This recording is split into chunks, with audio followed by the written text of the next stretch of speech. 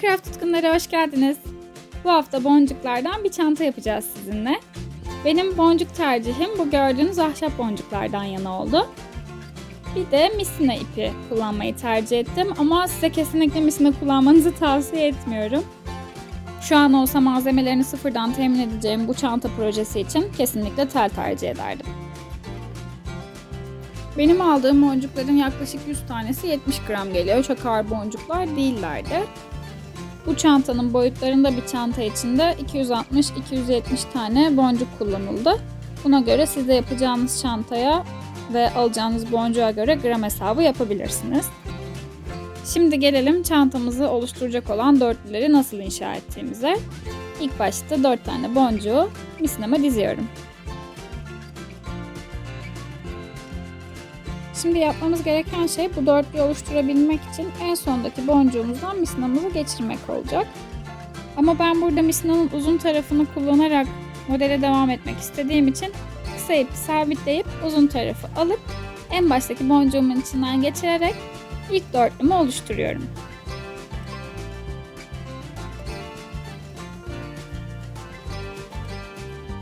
Bittiğinde göreceğimiz şekil böyle kare oluyor.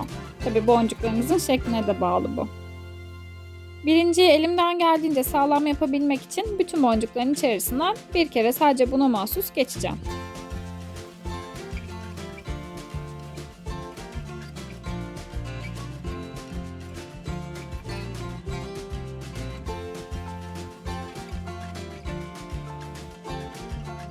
Bütün boncuklardan bir kez daha geçtikten sonra gördüğünüz gibi benim devam edeceğim sırada bir tane boncuk burada mevcut. O yüzden bir dörtlü oluşturabilmek için gerekli olan boncuk sayım 3'e düşüyor. Şu an 3 tane boncuğu misinama dizeceğim.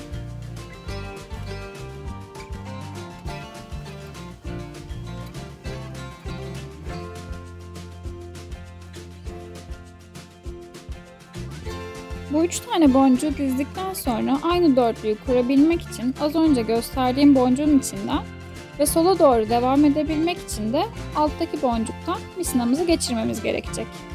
Böylelikle dörtlü kurulumumuz tamamlanacak. Hangi boncuklardan misinanızı geçirmeniz gerektiğini karıştırırsanız gideceğiniz yönü düşünün hep. O yöne giden boncuklardan mutlaka geçmiş olmalı. O yüzden az önce gösterdiğimden geçirerek birinci geçişi, daha sonra da sola doğru devam edeceğim için öteki boncuktan da geçirerek bunu sağlıyorum. Özetlemek gerekirse bir önceki dörtlüden bir tane boncuk kullanacağım için 3 tane boncuk ekliyorum ve bu ikiliden geçirerek dörtlümü oluşturuyorum. Şimdi minik bir tekrar yapalım. 3 tane boncuğumuzu geçiriyoruz. Dördüncüsü buradaki oluyor ve bunun içinden de misinamızı geçiriyoruz. Ve sola devam edebilmek için bu boncuktan da misinayı geçirince tamamlanmış oluyor. Ve dördüncüye geçebiliriz artık.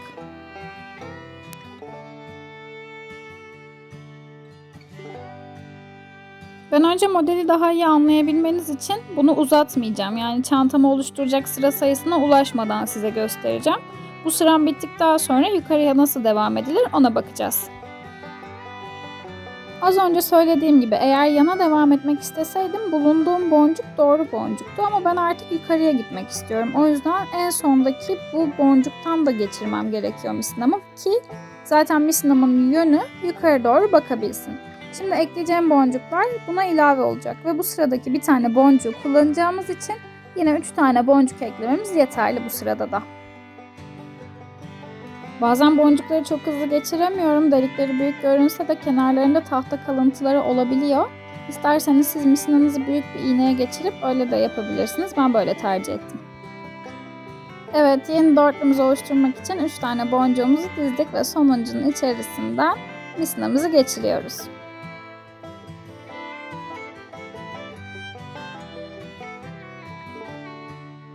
Gördüğünüz gibi dörtlüm oluştu ancak misinamın yönü yanlış kaldı. Yani şu an boncuk eklersem sol tarafa devam edecek. Bunu engellemem lazım çünkü ben sağ tarafa gitmek istiyorum.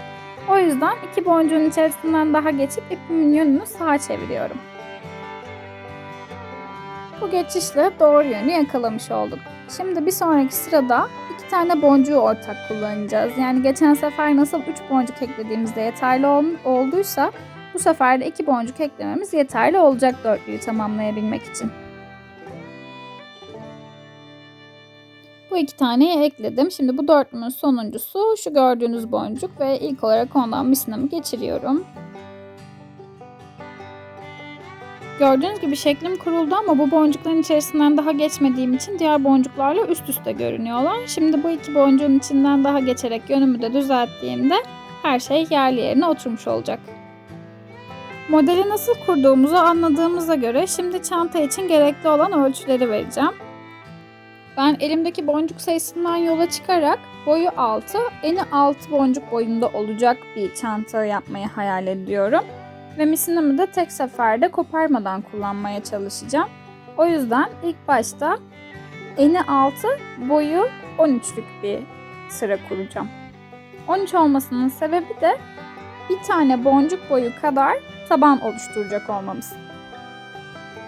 Gördüğünüz gibi 6 boncuk boyu kadar boyu oldu bu çantamızın ve bir sıra yani 13 yapmamızın sebebi olan aslında bu düz açtığımızda ben şu yanları size daha kolay gösterebilmek için şu an yapmış bulundum ama biz bunu tek bir sıra halinde 13 olarak yapmıştık şöyle gördüğünüz gibi. İşte o bir sıra böyle bize taban oldu. Siz yaparken böyle bir 13'lü kurgularsanız ve daha sonrasında şimdi göstereceğim yöntemle yanlarını birleştirirseniz 6'ya 6'lık kare güzel bir çanta elde etmiş olacaksınız. En son nasıl kaldığımızı merak ediyorsanız işte bu şekilde kalmıştı çantamız. Ben diğer tarafını göstermeden, videosunu çekmeden yaptığım için belki hayal etmeniz zor olacaktır. Ama şu an gördüğünüz gibi bu aralara boncuk koyarak yanları birleştiriyoruz. Ve ipimizin yönüne bakıyoruz ilk önce geçen seferde yaptığımız gibi. Artık sizin de kuralları tahmin edebileceğiniz gibi buradaki boşluğa boncuk geleceği için ben diğer boncuklardan yukarı doğru misinamı geçirip yani bu boncuktan misinamı geçirip bunun devamında yeni bir tane boncuk eklemeliyim ki o boncuk doğru yere gelebilsin.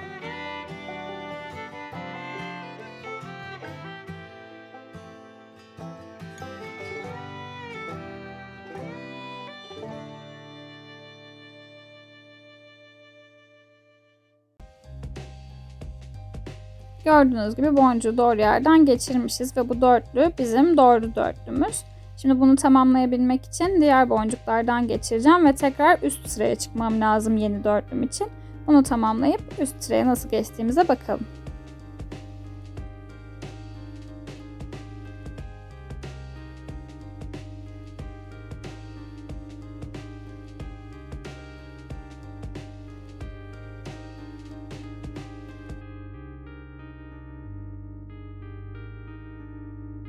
İlk dörtlüyü tamamlamamla birlikte çantanın yanlarını birleştirilmek için gerekli olan ilk sırayı da tamamladığımı söyleyebilirim.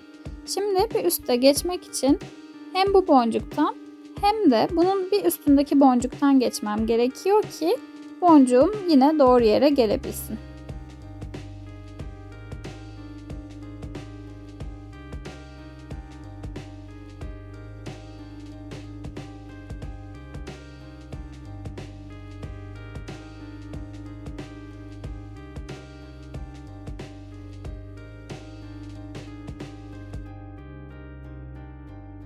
Gördüğünüz gibi doğru yerdeyim ve bir tane boncuğumu ekleyebilirim.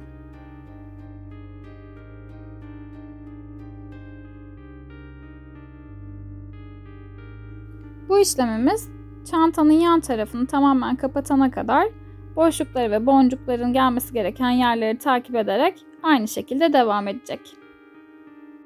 Devamında ise çantanın sapını nasıl yaptığımı ve ne kadar boya sahip olduğunu detaylı bir şekilde anlatacağım.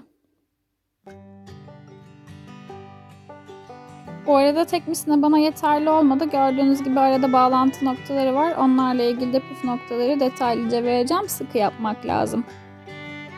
Gördüğümüz gibi çantamızın temelini oluşturduk. İşte size misina değil de tar kullanın dememin sebebi bu esnekliklerin önüne geçmek aslında.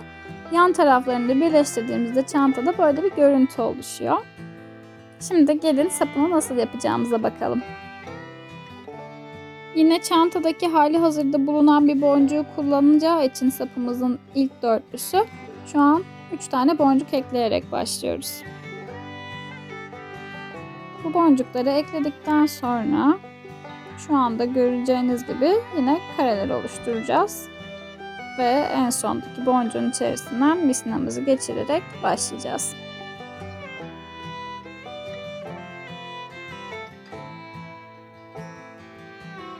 Şimdi sapımız için yukarı gitmemiz gerektiğinden dolayı bu boncuğun içerisinden de geçiyoruz.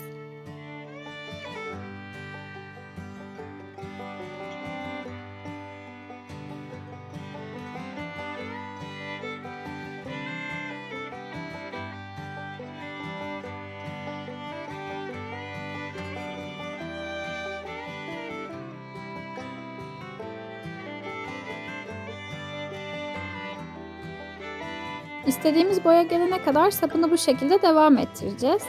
Yani her seferinde 3 tane boncuk ekleyeceğiz. İpin yönünü yukarı gelecek şekilde 2 boncuktan geçirerek devam edeceğiz. Ben şimdi en son bağlantıyı da göstermek istiyorum. Çünkü diğerleri gibi 3 tane eklemeyeceğiz. Burada gördüğünüz gibi hem üstüne denk gelen boncuğu burada mevcut hem de altına denk gelen mevcut. Bizim şimdi yanlara eklememiz gerekiyor o yüzden.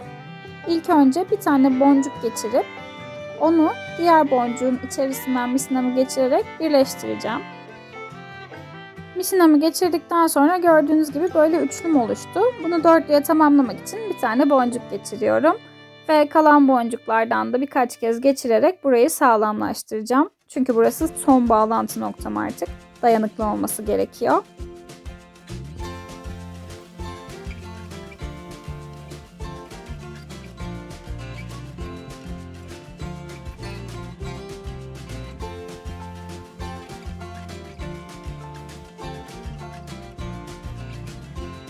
Size çantanın bitmiş halini göstermeden önce sana anlatmak istediğim şey, bazı yerlerde misinam yetmedi ve bağlamak zorunda kaldım. Misinaya da düğümü katmak zor biliyorsunuz. Dayanıklılığını arttırmak için ben bu birleşim noktalarının güçlü olabilmesi adına Japon yapıştırıcı sıktım boncukların içerisine. Çok az miktarda olsa. Böylelikle daha sağlam olacaklarını düşünüyorum. Evet, ahşap boncuklardan yaptığımız çantamızın bitmiş hali de bu şekilde gördüğünüz gibi. Tabii ki bu çantayı bu şekilde bırakmıyoruz. Ben Amerikan bezinden içine uyabilecek şekilde fermuarlı bir çanta daha diktim kullanımımı kolaylaştırmak için.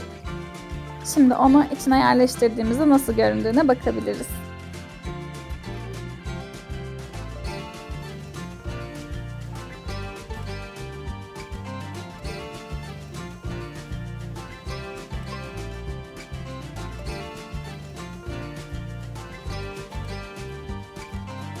Biz bu haftalık projemizin sonuna geldik. Craftastic Duo'ya abone olmayı ve bildirimlerinizi açmayı unutmayın. Bir sonraki hafta görüşmek üzere. Hoşça kalın.